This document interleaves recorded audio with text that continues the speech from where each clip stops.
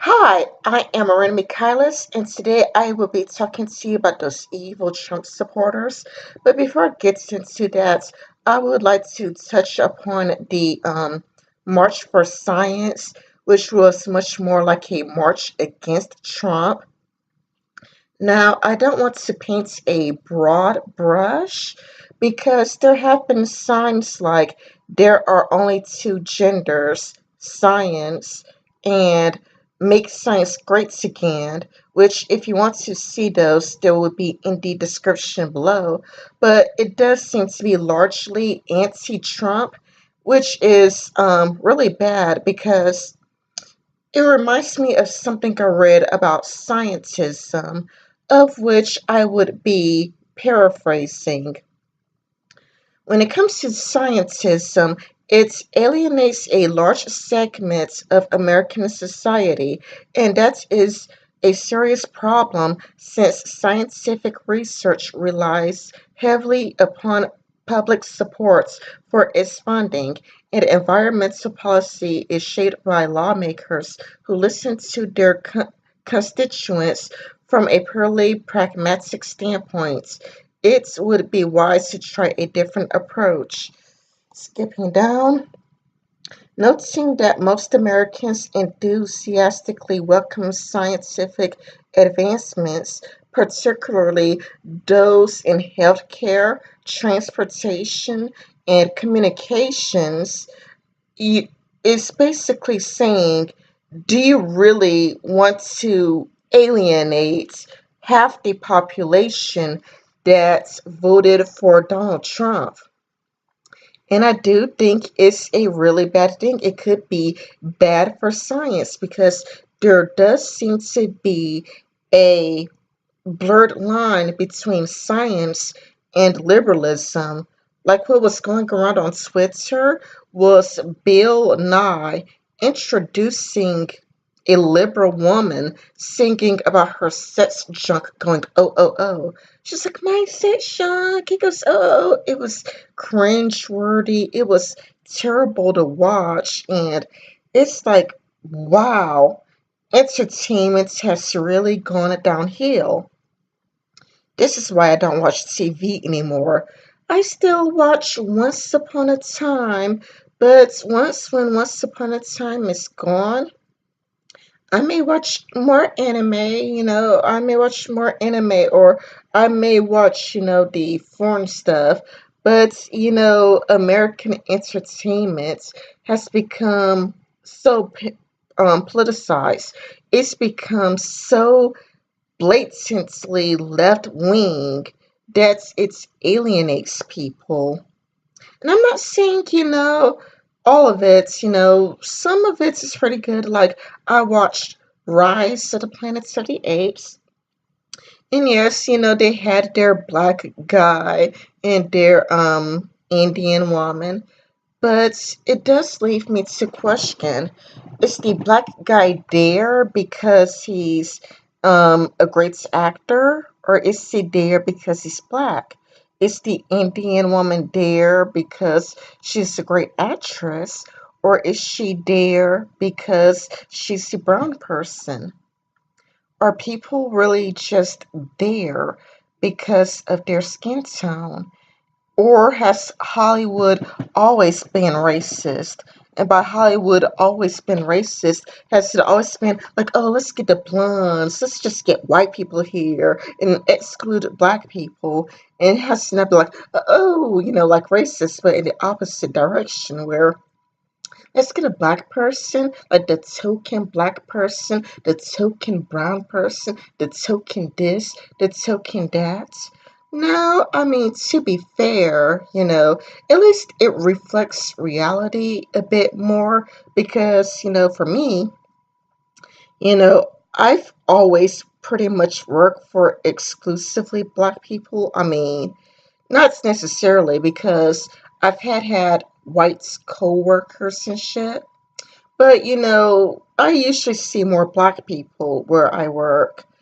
So, different states, in some states I'm pretty sure you would see exclusively white people, but in some states, in certain areas, you do see a more diverse group of people. So for me, it is more reflective of what I see. Now to get into the LA Times talking about Berkeley, which is so terribly biased that I was just angry. I was so angry when I read this. Let me know, let me express what I mean. Hundreds of pro-Trump demonstrators and counter-protesters clashed Saturday at Patriots Day rally in Berkeley. The third time the groups engaged in violent confrontations on the city streets in recent months. Okay, the problem with that is that it makes it sound like the Trump supporters were looking for a fight. The way I understand it from Lauren Southern is that they wanted a peaceful rally, a peaceful protest, and Antifa, even from Antifa's own words, they came there to start a fight. And Trump supporters, they came there, just for free speech, but this article puts Trump supporters, if you read the whole thing, it actually puts Trump supporters in a level below Antifa. It makes Antifa seem nice and kind and sweet, and Trump supporters seeming like they want to start a fight. If you go through the whole article, when really, if it was phrased correctly, Trump supporters were there for a peaceful protest. Antifa came to beat the shit out of them, and then Trump supporters fought back out of self-defense. Now that is what really happened, but that's not how Page decided to phrase this. It is fistfights broke out near Martin Luther King Jr. Civic Center Park, where Trump supporters had scheduled to rally. Fireworks and smoke bombs were thrown in the crowd, and a few demonstrators were doused with pepper spray. To me, the way it was phrased, to me, you could easily been on the impression that Trump supporters were throwing fireworks and smoke bombs. It makes it seem like Trump supporters were doing that instead of Antifa. Both groups threw rocks and sticks at each other and used large trash cans as a battering ram as the crowd moved around the perimeter of the park. One bank boarded up its ATMs before the rally as a precaution. Again, to me, it just seems like it makes the Trump supporters look equally as bad. About 250 police officers were deployed to the scene by mid-afternoon, where officers sought assistance from neighboring Oakland police departments, which is not what I've seen. I've seen police officers in their car doing absolutely nothing. And let's see, I'm just going to do a lot of skipping. And this is where I get to, I don't mind hitting the counter protester roses. In fact, I kind of enjoy it. Oh, I think Rose is parts of Antifa.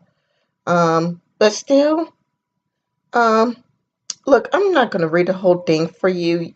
I could just put this in the description so that you can read it yourself. But if you do read this whole entire thing, you could easily be under the impression that Trump supporters are terrible people.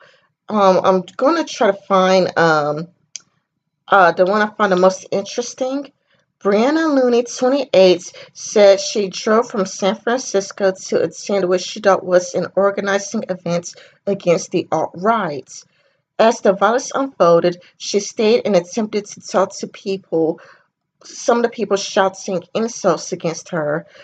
So I genuinely wanted to talk, and I'm trying to talk to you. Lundy said to a woman screaming at her, Obama hates blacks. You could really be under the impression that Trump supporters are terrible people reading this article, which, if you listen to Lauren Southern and watch the video clips, you could check with Lauren Southern. You could even go to like Antifa websites where, Sargon of Akkad covered what Antifa was saying. Antifa said that they were going there to start trouble. Trump supporters were saying, like, hey, we just wanted peace. We don't want violence. We want, to have a peaceful protest. And, we tend to know this to be true.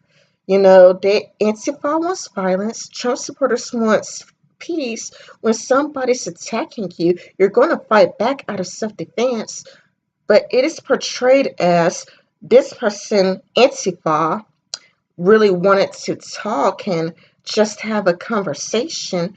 And Trump supporters, they want to be violent and they don't want any peace. It is really stupid.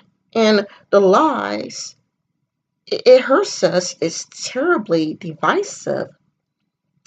It's one of the reasons why, I've noticed that CNN is becoming a little bit more moderate.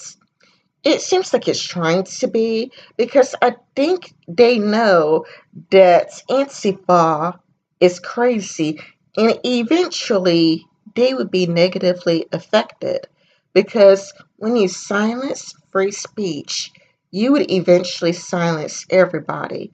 Kind of like businesses who found themselves in hot water because they didn't use the right pronouns. And by right pronouns, I mean z, zer, zer, and, like here, her, via, vir. I'm talking about those gender neutral pronouns. When the person didn't know, they're like, well, we just didn't know. We can't tell by looking at you what your pronouns are, but they still got sued, even though they just didn't know which pronouns to call a person. I do think that CNN knows this, because the more radical the left becomes, it would be hard to make anybody hireable.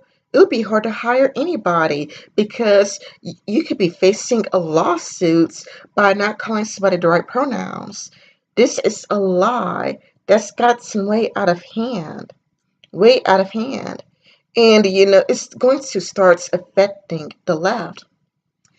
It is terrible that we have come to this, and it's really frustrating, because let me tell you, when I first read this article, I was just pissed.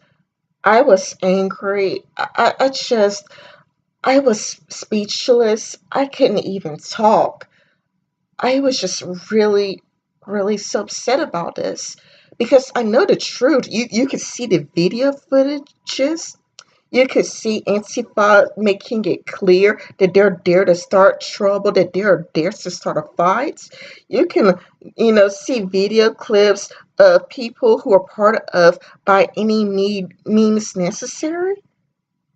It just really, really sucks that there's this lie that's still going on, that Trump supporters are evil and, Antifa is good. And I'm pretty sure that they're doing it for the greater good. Like, it's important to show that Trump supporters are evil, even if they seem nice, because they can't really be nice.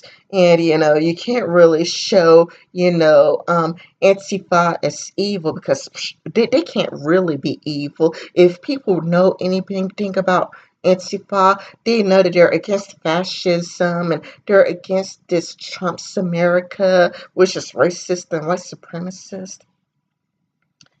We as a society are going downhill. And the way this was stopped the last time, because the Black Panther parties were anti fascist and the Black Panther Party, they did the same kind of shits. Well, what happened was that the FBI, got involved, and the FBI, became Antifa, and the FBI helped it self-destruct.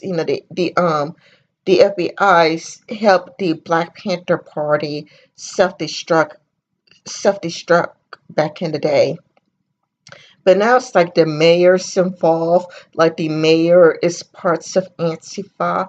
It is terribly divisive because I do know that there are Trump supporters who are native to California, and it's scary because it's like you would probably have to leave the states that you were born and raised in out of fear. Because what do you do when your own mayor would kill you? When your own mayor would kill you for voting for the wrong person.